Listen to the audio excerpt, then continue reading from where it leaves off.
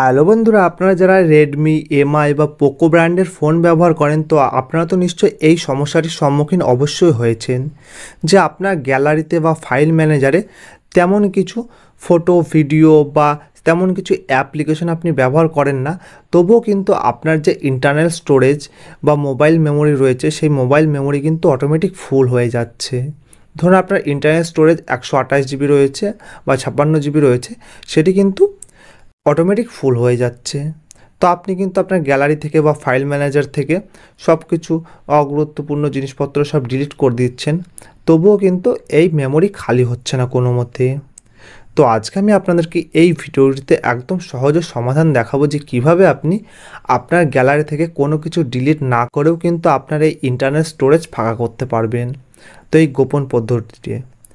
তো এই পদ্ধতি জানতে হলে ভিডিওটি বিনা স্কিপ করে পুরো দেখবেন এবং চ্যানেলে নতুন থাকলে চ্যানেলটি অবশ্যই সাবস্ক্রাইব করে পাশে থাকা বেল আইকনটি বাজিয়ে দেবেন এবং ভিডিও ভালো লাগলে অবশ্যই লাইক করবেন।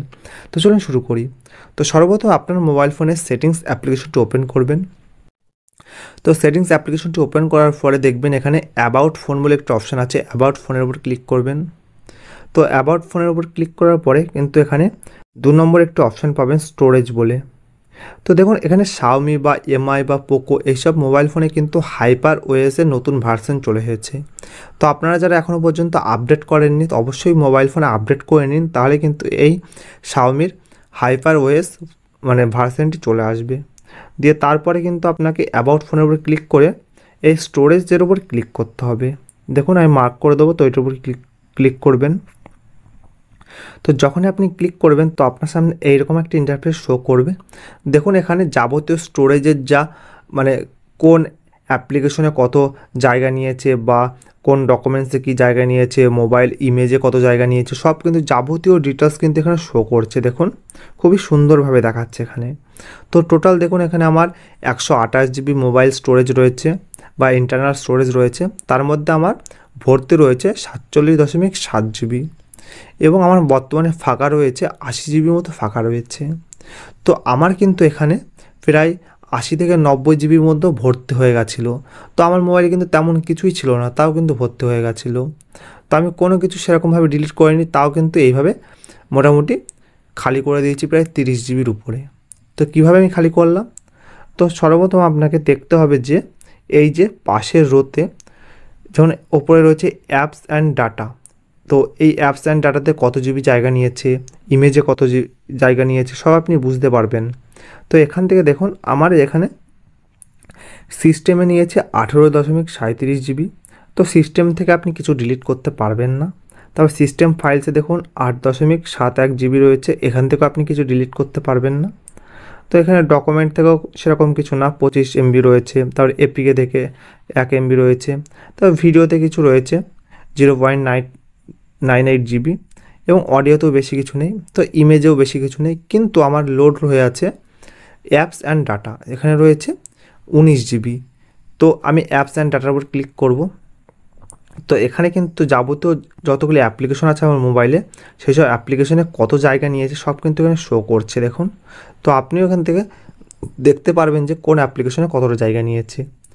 তো আপনি ভালো করে খেয়াল করলে দেখবেন যে এই অ্যাপস অ্যান্ড ডাটা যে অপশানটি রয়েছে মার্ক করে দেবো, এইটি কিন্তু অনেক লোড হয়ে যাচ্ছে, এখানে 30 জিবি 40 জিবি হয়ে যাচ্ছে অটোমেটিক, কিন্তু আপনার অ্যাপস অ্যান্ড ডাটা কিন্তু এত নয়। তো ওইটার উপর আপনি ক্লিক করবেন, দেখবেন নর্মাল যেসব অ্যাপ্লিকেশন আপনি ব্যবহার করেন সেগুলো কিন্তু বেশি জায়গা নিচ্ছে না, তাও কিন্তু আপনার এই মোবাইল ডাটা কিন্তু বেশি হয়ে যাচ্ছে। তো বেশি হওয়ার কারণ হলো একদম নিচে দেখুন একটু অপশান মানে শো করবে, যাবতীয় যে অ্যাপ্লিকেশন হয়েছে সব অ্যাপ্লিকেশন আপনি স্ক্রোল করে নিচের দিকে আসবেন একদম। তো আমি মার্ক করে দেবো, দেখুন শেয়ার্ড ফাইলস বলে একটু অপশান আছে।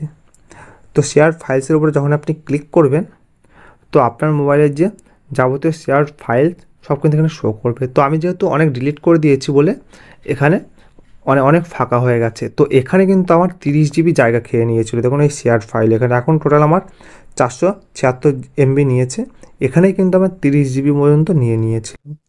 তো আপনি দেখবেন আপনার মোবাইলে যত অপ্রয়োজনীয় জিনিসপত্র কিন্তু সব ডিলিট করে দেন, কোনো অপ্রয়োজনীয় ভিডিও বা অন্য কিছু অ্যাপ্লিকেশন, তো সেই সব কিন্তু সব এখানে স্টোরেজ হয়ে থেকে যায় অটোমেটিক। তো এখান থেকে কিন্তু ডিলিট হয় না।